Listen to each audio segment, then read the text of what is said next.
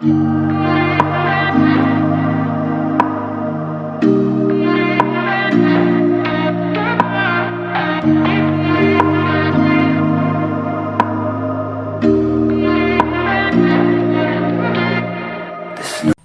दोस्तों, नमस्कार। आप देख रहे हैं क्राइम सच पर।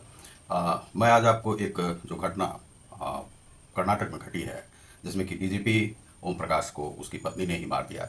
और क्यों मारा, कैसे मारा और उसकी पत्नी की क्या समस्या थी, उसी विषय में मैं आज आपको बताऊंगा। और पुलिस की क्या समस्या रहती है, एक पत्नी का जो दिमाग है किस प्रकार से बदलता जाता है और एक समय के साथ, तो उसी विषय में मैं बताऊंगा। आप देख रहे हैं क्राइम सच को।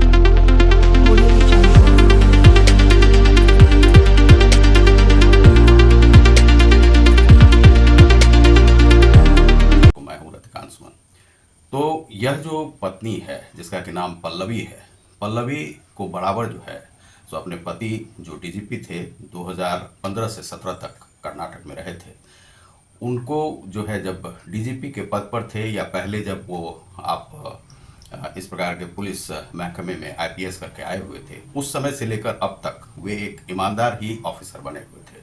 ओम प्रकाश वस्तुतः वह रहने वाले आपको चंपारण के थे और बिहार के चंपारण के थे, और 1981 में उन्होंने जो है इसे क्रैक किया था आईपीएस को, और उसके बाद से कर्नाटक कैडर में ही वे काम कर रहे थे। वे बड़े ही आपको जो है सो सुसंगत बातें करने वाले थे, स्वभाव के बड़ा मृदुभाषी थे। यह नहीं था कि वे झगड़ा आदि करते थे।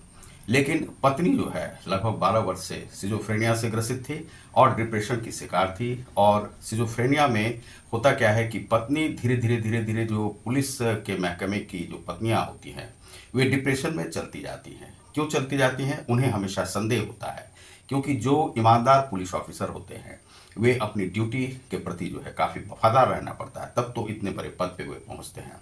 और यह भाजपा के समय में थे, वहाँ के गृह मंत्री के भी चहेते थे ये। तो इतना जो इन्हें मिला था, वह इसलिए मिला था इनकी ईमानदारी की वजह से। तो ये अच्छे थे।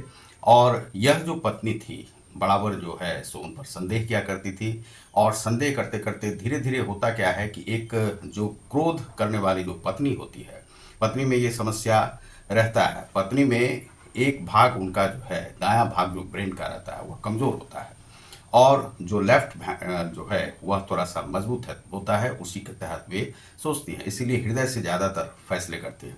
धीरे धीरे जो है ब्रेन उनका साथ छोड़ते जाता है, जिस कारण से कि वे सिजोफ्रेनिया या डिप्रेशन की शिकार हो जाती हैं। तो ये डिप्रेशन की शिकार हो गई थी, जिसमें कि दिग्भ्रम की स्थिति, भ्रमित रहने की स्थिति वह हो जाती है, जिसमें कि उन्हें कुछ कुछ आवाज़ें सुनाई पड़ती है।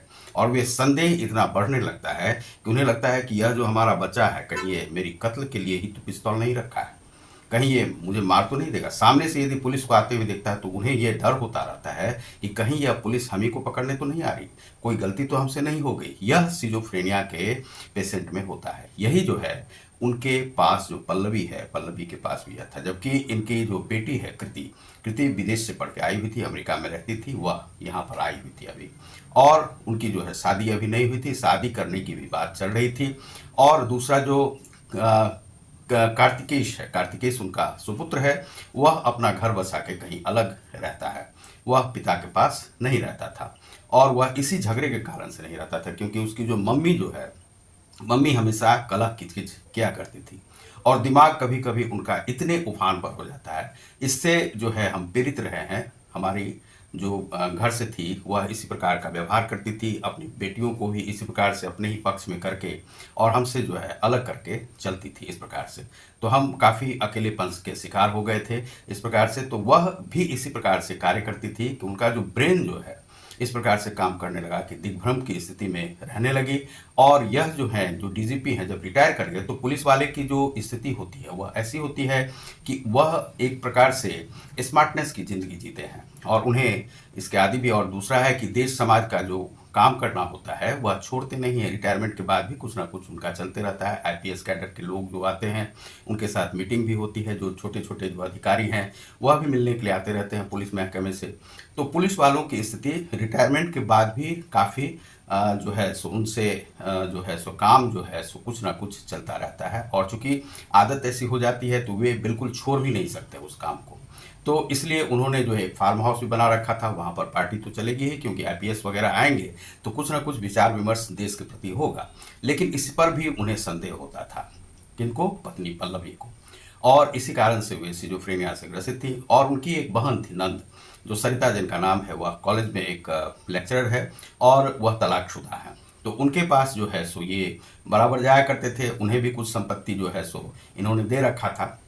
लेकिन इसे जो है यह पत्नी को सुहाता नहीं था, वह सरिता जो है एकदम नहीं सुहाती थी और वह चाहती थी कि उसे कुछ ना दे।